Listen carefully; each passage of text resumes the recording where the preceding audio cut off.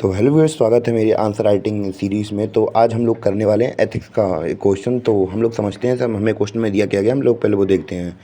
हमें क्वेश्चन में क्या पूछा गया है, what is the difference between emotional and classical intelligence with reference to the component of emotional intelligent elaborate how should India's relation with least developed country. तो इसमें इन्होंने हमसे एक साथ तीन क्वेश्चन पूछ लिए हैं। तो हम लोग समझते हैं कि हमें कैसे कैसे पूछे गए हैं।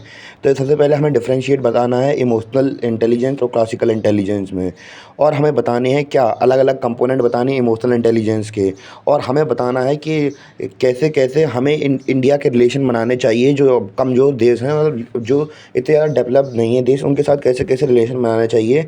इनके जो ये बेसिकली बात किया है साइकोलॉजी की डेफिनेशन हैं बेसिकली, इसी तौर पे कहा जाए तो इनको कैसे कैसे यूज़ करना चाहिए हम लोग वो देखते हैं।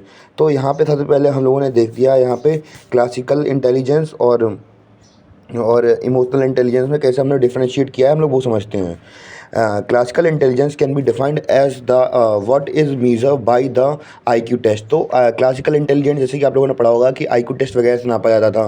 This include logical reasoning ability, spatial orientation, analytical skills, language skills, ETC. It is a series of skills should we which require to rationally analyse and solve the problem. तो बेसिकली एक computer की तरह की बात करें तो कि आपने वो बोला जैसे साइकोलॉजी वगैरह पढ़ी होगी अगर 12th में, या फिर एथिक्स वगैरह पढ़ा होगा, तो उसमें अच्छी तरीके से इसमें बताया जाता है कि इसमें इमोशनल कंपोनेंट की बात नहीं करती जाती है और इसमें बात की जाती है टेक्निकल टर्म्स की। जैसे आईक्यू टेस्ट हुआ कि कोई इंसान कितनी जल्दी किसी प्रॉब्लम को सॉल्व कर रहा है, वो चीज़ें मैटर रखती हैं। और इमोशनल में क्या होता है कि सोशल स्किल्स बहुत ज़्यादा इंपॉर्टेंट होती हैं कि आप बिहेवियर कैसे कर रहे हैं, दूसरों के साथ कैसे बिहेव कर रहे हैं, तो वो होता है। तो इमोशनल इंटेलिजेंस में क्या होता है, emotional intelligent involves the ability to recognise, understand and manage your own emotions as well as emotions of other people. तो इमोशनल इंटेलिजेंस में क्या होता है, आप खुद के इमोशन समझते हैं और दूसरे के इमोशंस भी समझते हैं। और EI can also understand as a form of intelligence that displays a natural और emotional inclination with one with will lead to better outcomes. तो बेसिकली अगर हम बात करें कि अगर हमारी इमोशनल इंटेलिजेंस अच्छी हुई तो ये हमें बहुत तरीके से आगे चल के हेल्प कर सकती है। क्योंकि अगर बात की जाए क्लासिकल इंटेलिजेंस हमेशा अच्छी नहीं होती है बहुत से लोगों की, पर अगर जिनकी इमोशनल इंटेलिजेंस अगर अच्छी हो तो वो बहुत ज़्यादा हेल्प करती है उन्हें।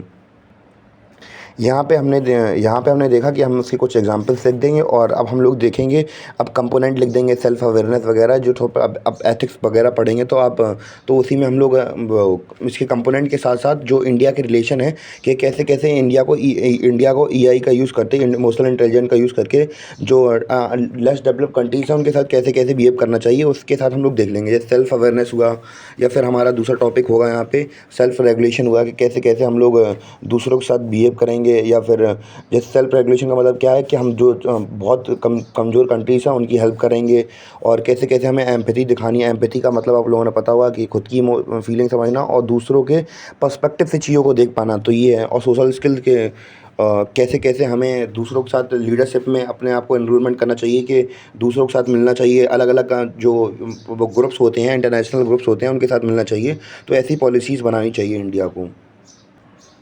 तो यही सीन था। तो लास्ट में हम लोग इसके वे फॉरवर्ड में जो हम आंसर लिख देंगे वो लिख देंगे, दस Indian foreign policy has aligned itself with the dimensions of emotional policy.